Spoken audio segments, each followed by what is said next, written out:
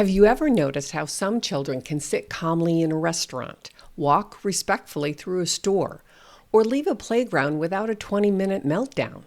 And you wonder, is that just temperament? Are those parents just lucky? Or am I missing something?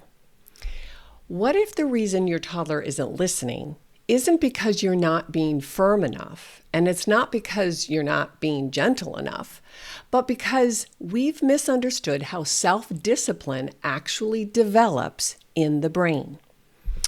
Recently, there's been a lot of conversation about Japanese parenting, how children there seem more cooperative, more self-disciplined, even more aware of others. But here's what I want you to hear. Those outcomes are not cultural magic, and they're not the result of strict control. They are basic developmental sequences. Calm kids are built. And when we honor those sequences, trust before independence, modeling before lecturing, contribution before reward, we build children who want to cooperate. So today, I'm going to walk you through 7 principles that Japanese parenting gets right. But I'm not asking you to become Japanese. I'm asking you to understand the brain science behind why these approaches work. Because when you understand the why, you can adapt the how based on your family. I will explain it through the lens of attachment, our nervous system regulation, and early childhood brain development. So here's what we're going to cover today. 7 developmental layers that Japanese parenting tends to protect and that all children need in order to thrive. So let's outline these right now. We're going to start with security because that's where everything begins. Then modeling because toddlers learn by watching, not lectures. Then belonging, how we form before society makes sense to your toddlers. Then contribution, how real tasks build competence. Then we'll move on to natural consequences, where reality becomes the teacher. And then we'll talk about gentle persistence. Use firm boundaries without emotional volatility. And then finally, emotional regulation, where cooperation naturally becomes internalized. These are not tips, they're a sequence. And by the end, you'll see exactly where your family is on this path and what comes next. So let's jump in. The first principle is called ame. It's when deep dependence in the early years is welcomed. And here's the developmental truth underneath that. Before we talk about discipline, cooperation, or listening, we have to start at the very beginning. Because self-discipline does not begin with discipline. It starts with security. In Japanese culture, the concept ame is the idea that young children are allowed to depend deeply on their parents in those early years. And let's be careful here. If we only hear this through Western lens, it can sound more like overindulgence. But developmentally, it's exactly spot on. Because the brain does not build independence first. It builds attachment, an attachment to the primary caretakers. And here's what decades of attachment research in the last 20, 30 years has shown us. When your child feels deeply secure, when their nervous system is regulated through connection, when they trust that their needs will be met, they don't have to fight for control. They don't have to escalate to be seen. And they don't have to resist to feel powerful or capable.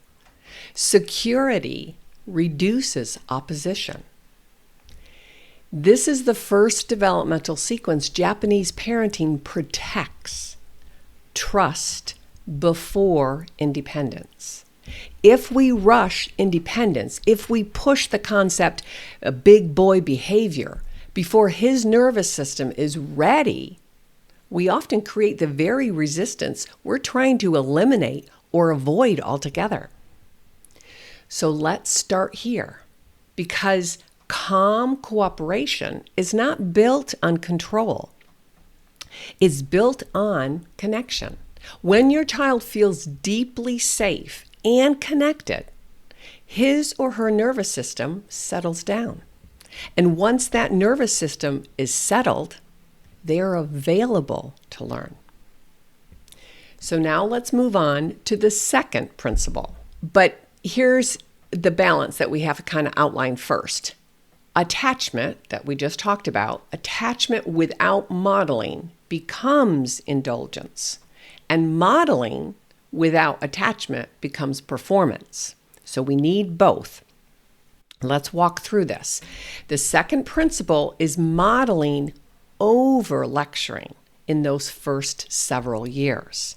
This is where we move from attachment and connection into imitation. Toddlers don't learn through instruction. They learn through observation. They learn through proximity. They learn through repetition. And they learn through watching what we do when no one is truly performing. We're just being our most authentic self. Japanese parenting emphasizes teaching through modeling rather than lecturing. And that, developmentally, if we look through that lens, that makes perfect sense. In the early years, that right hemisphere, that is the dominant hemisphere of understanding how this world works. That right hemisphere, that's relational, sensory, emotionally driven. It's not wired for long explanations. It's wired to read our tone, our facial expression, our body posture, our hand gestures, the patterns that we keep putting out to them. So if I want my child to be calm, the first question isn't, what should I say to her? It should be, what am I modeling? What is my state of presence showing them? Children absorb regulation before they absorb rules. They mirror how we move through this world.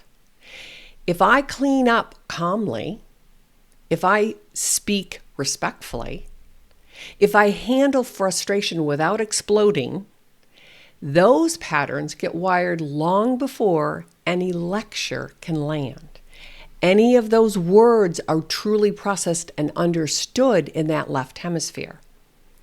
This modeling before instruction is pivotal. And this is why security has to come first. Because a dysregulated child cannot observe effectively. They're more interested in how they're feeling in their own body. They're dysregulated. They can't look outside of them. So a regulated child, they're watching everything. So now let's move on to number 3, which is called belonging. We begins at home. So the third principle here involves the whole group harmony. But let's be clear about what this actually means for a toddler brain, because this helps us, the parents, set realistic expectations. In our Western culture, we often emphasize individuality first. Be yourself, stand out, make your own choices. And I get all of that.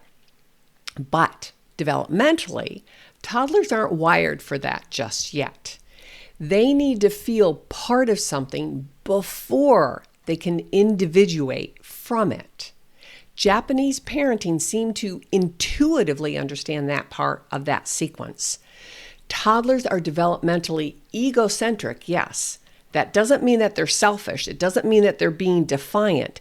Egocentric is very different. It's a basic survival position. Their brain is wired to see the world through their own experience first. They know that that's how they're learning. That prefrontal cortex, the part that's responsible for perspective taking, which means, in fancy words, it allows your child to understand that others have thoughts and feelings distinct or separate from their own. That prefrontal cortex is still highly immature. So in this principle, when we talk about we over I, we have to be careful not to project our adult expectations onto a toddler brain. Because at this age, we doesn't mean the society at large. It actually means our family, no matter how big or small it is. It means in our family, we speak kindly. It means in our home, we help each other. It means in our space, we take care of our things. And this sense of belonging doesn't erase individuality. It anchors it. When your child knows that they're part of something beyond themselves, when they feel important to the whole, their behavior begins to organize around that relationship. That's the anchor. This is where cooperation starts moving outward, not because they suddenly understand social responsibility, but because they understand connection. And it has to start small, right? That connection needs to be concrete. Start with the primary caretaker. Start with a sibling or two. Start with your dog. But when your toddler sees, mom sets the table, dad folds the laundry, we together, we clean up before dinner. They're not looking at that and thinking philosophically. They're thinking, this is what we do here in my home base. Through repetition, that becomes their own identity. That identity forms through the pattern recognition. Oh, we pick up our toys and put them away, wash our hands, and help set the table, and then we sit down to eat. That's the pattern. And language, spoken language, supports this process. When we say, oh, let's carry this together, or hey, let's help each other, or if we say things like, our family takes care of our things, put them back where they belong so we can find them tomorrow, we are gently widening the circle of their awareness. From their play toys to what happens in the kitchen to what happens in the bedroom, over time, that circle or those circles begin to expand. And your family then perhaps becomes a classroom or a team, right? It could be a music class or a dance class, t-ball, right? But that classroom then becomes what they look at as their community. It could be the church, playground, or park. But it starts small. It starts at home, and it starts with us. So now, the fourth principle here is called contribution. And it's really when we build competence through those everyday activities. Once your child begins to feel, this is my family. This is what we do here. I belong. The next layer naturally begins to emerge, that contribution. What can I do to feel like I'm part of it? So this fourth principle is, I think, one area where Japanese parenting can really stand out when you look at it. In Japan, from a very young age, children are invited into daily tasks, right? A toddler can help carry small items. Preschoolers are encouraged to serve food to their classmates. Older children clean shared spaces. It's not punishment. It's not even duty. There's no pressure. It's really looked at as natural human participation. So I know many parents who have said, it's just easier if I do it myself. There's less of a mess, it's more efficient, I get it done, and then we can go play, right? But here, I want you to think about, we're not looking for perfection. It's about that sense of belonging. It's about learning through real life activities. Culturally, this reinforces something powerful, I think, that we as individuals are part of this family, and then we expand out into the community. And I think developmentally, that makes perfect sense, right? So we don't look at that egocentrism as shame. We look at it as how can we scaffold it, right? At this age, community really means their family, their extended family, maybe their neighborhood or the park, like I said. And through repetition, participation becomes their identity, right? And then once that identity begins to form, responsibility feels natural, right? This is what I do as a team member of my family or my neighborhood. I want to layer something that I've taught for over 35 years through the lens of a speech-language pathologist. These daily tasks are not just about that responsibility. That is a brilliant piece to it, right? But I look at them, and I've taught this for decades, that they are language laboratories. When your toddler helps carry spoons to the table and we say, oh, we need one more spoon, or put it here on the table next to the plate, we're embedding vocabulary naturally in real time. When we say things like, let's stir the batter a little bit more, not too fast, my turn, your turn, we're building comprehension with real words, real actions, and real events within this community called family, right? We're teaching sequencing and turn taking and steps and following directions and understanding prepositions and all of it. Motor engagement, doing something, strengthens their attention. Attention strengthens the language encoding. They're coding in their language. You're giving them directions. You're commenting on their actions. And language strengthens regulation because what happens? They begin to understand more. So in this one simple task, whether it's setting the table or mixing the pancake batter, your child wins twice. They feel socially significant. I'm part of this tribe and I'm important. And their language system grows. They're coding the language. So it's not about chores. It's about building and wiring competence. And children who feel competent are far less likely to fight for power. They feel like they're important in this dynamic because contribution satisfies the need for control in a very healthy way. Instead of resisting to feel like they have some sense of power or control over their environment, they participate. And when they participate, they feel capable, like I said. And that is where belonging truly begins to help support and mature responsibility. Okay.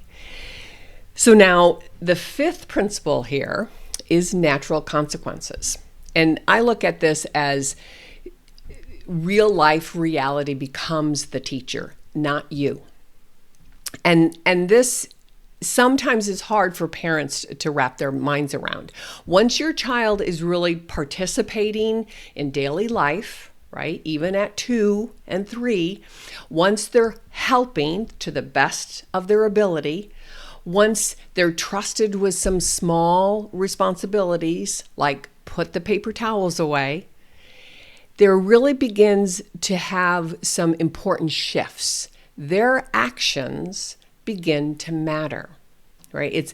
They're building their motor capacity and in real time, and then they realize that what they do matters, right? And so when their action matters, then it's really the outcome or what happens on the backside that is the teacher.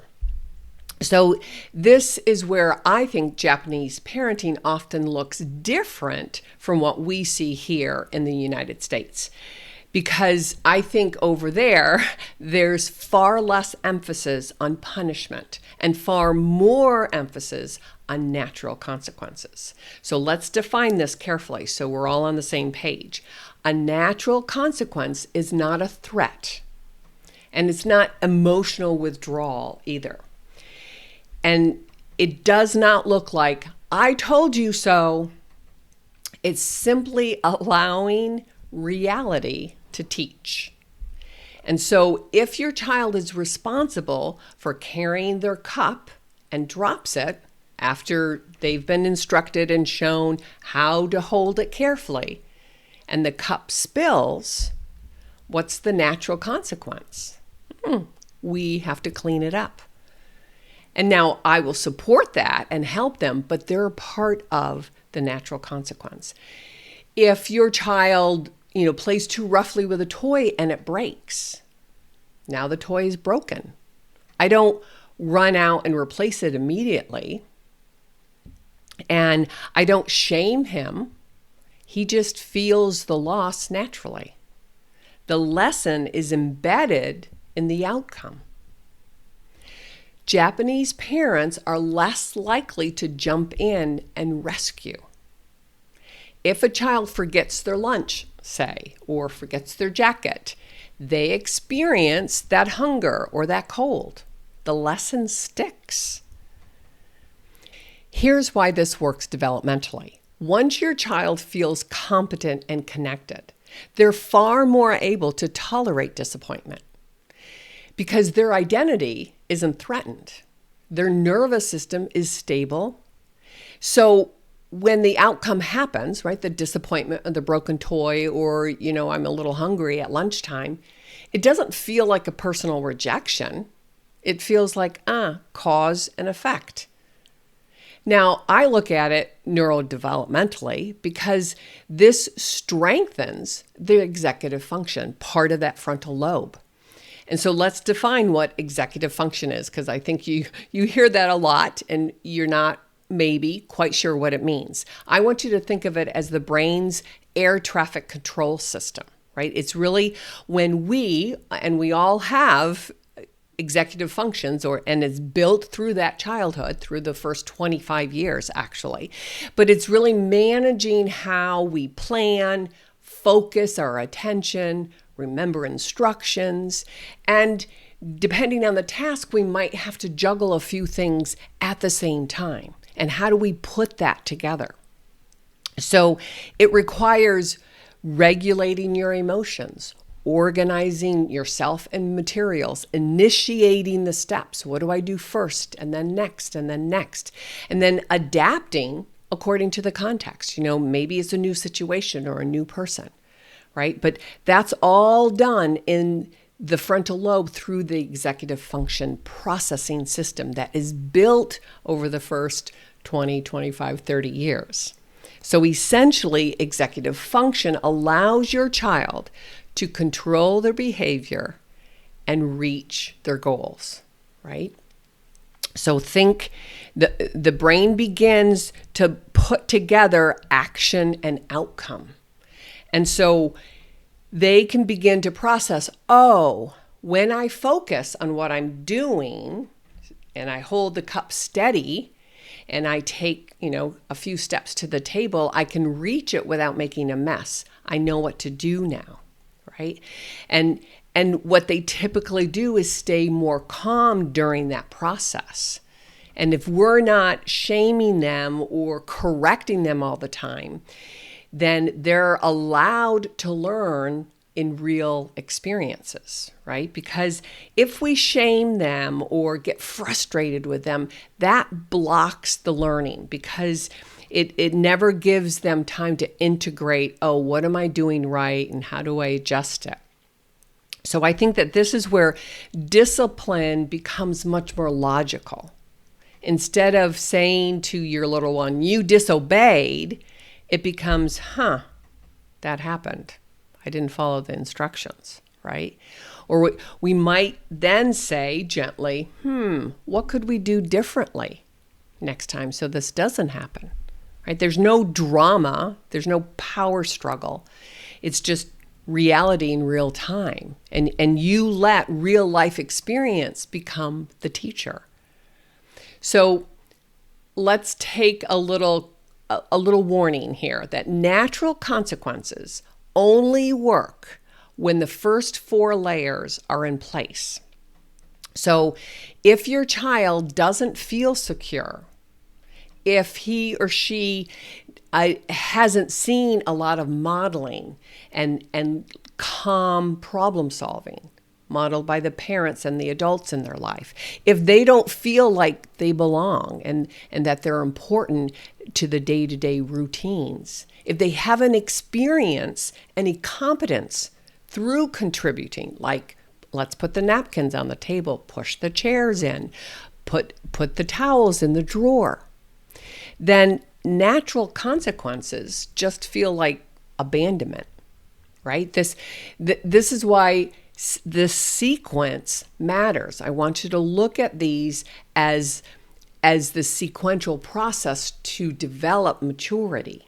So let's notice how everything we've built so far makes this possible, that they can tolerate and learn from natural consequences. So now the 6th principle is what I call gentle persistence. Once outcomes become the teaching opportunity, right? And you're not shaming them or pointing out their faults. They're just settling into, okay, what's the outcome? But also once your child is beginning to connect action and result, the role of us parents begins to shift again. We don't disappear, right? We're still very relevant with this 2, 3, and 4-year-old, but we don't escalate or expect more either. This is where gentle persistence comes in. So the 6th principle, and again, I think the Japanese parenting embodies this really quite remarkably because they keep the boundaries stable, but the delivery is always calm. If you look at it, say you're at the playground, right? And it's time to leave the playground. And we are leaving. That's what the expectation is. That's the boundary. That doesn't change. But how we hold that boundary matters. So instead of getting sucked into a power struggle, we offer steady leadership. I know you're having fun. It's time to go. You can choose one more slide or go and wave goodbye to the swings. The limit doesn't move. It doesn't wiggle. That's where we get sucked into those battles, right? We are leaving. You can depart this way or that way. The emotional temperature stays low. That's our regulation. That's what helps them in the moment of disappointment. Now, developmentally, this is critical because toddlers and preschoolers are still borrowing our nervous system. Their prefrontal cortex, the part of the brain that helps them pause before acting, is still being built, is still being developed, is still incredibly vulnerable.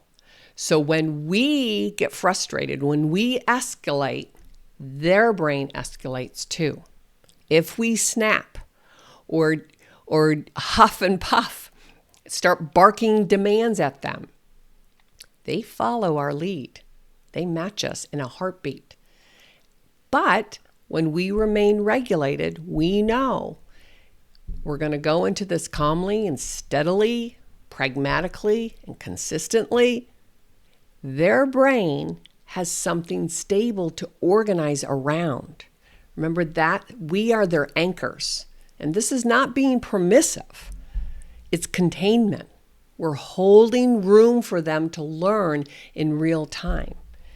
And so I think there's a big difference when a parent would say, stop it right now, versus taking their hand and say, I won't let you hit me. I'm here. I understand. No hitting. The boundary is clear. The delivery is calm and steadfast. And I think that this is where it becomes powerful. When boundaries are predictable and delivered without emotional volatility, your children stop testing so intensely. Not because they're afraid or they feel threatened, but because that structure feels safe. Oh, I know what she expects of me. Predictability reinforces and strengthens that security. And then security builds cooperation. And I think that this is where discipline becomes more leadership and not control, right? Ultimately, we want discipline in the environment and self-discipline. And we have to show them what it looks like, what it feels like, what it's like to be expressed. So now the seventh and final principle is truly emotional regulation, what we're working toward, right? Cooperation becomes internalized. So this seventh principle is really when they begin to express cooperation and understanding of how they fit in this bigger picture. So let's look at it. Once boundaries are steady and predictable, and they have enough life experience, and they've learned that these boundaries are delivered without a lot of emotional volatility on our part, then something I think really remarkably happens. It starts to express that your child starts carrying that steadiness inside themselves, that they've had enough wiring and enough modeling and walking through with you that they're able to express that healthy wiring system for themselves. Because toddlers are not born with self-regulation. Babies aren't. None of us are. They borrow it from us, like I've shared before, from our tone, our posture, our breathing, from our pace in any situation. In the early years, it's the adult nervous system. That's the external regulator. That's the thermostat in the room. We set the tone through any experience. And this is something that we see clearly in cultures that prioritize calm containment over confrontation. So when your child melts down, the adult doesn't match that intensity. They don't escalate it. They don't shame it. They stay close. They lower their voice. They slow their body and their gestures down. They get grounded, right? And when that happens, what happens neurologically? Their nervous system begins to sync up with yours. It's like two heartbeats falling into rhythm. They get into groove with each other. That rhythm can be good or bad, depending on how you present it. We get to choose how are we going to show up. But our goal is that over time, not instantly, right? But over time, their brain wires pathways for pause. So there's an impulse that happens, or something pushes them or tests them, right? And there's a pause.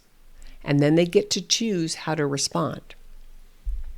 So that space between impulse and action is really where self-discipline lies, right? It's built through repetition of co-regulation with the adults in his or her life.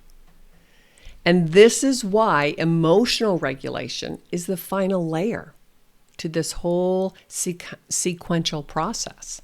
Because when your child feels secure, when they've watched modeled behavior, when they feel like they belong to a family and they have a family identity, and they have been able to contribute meaningful, and they experience logical outcomes, and then it's guided by steady boundaries, predictability, their internal world becomes organized.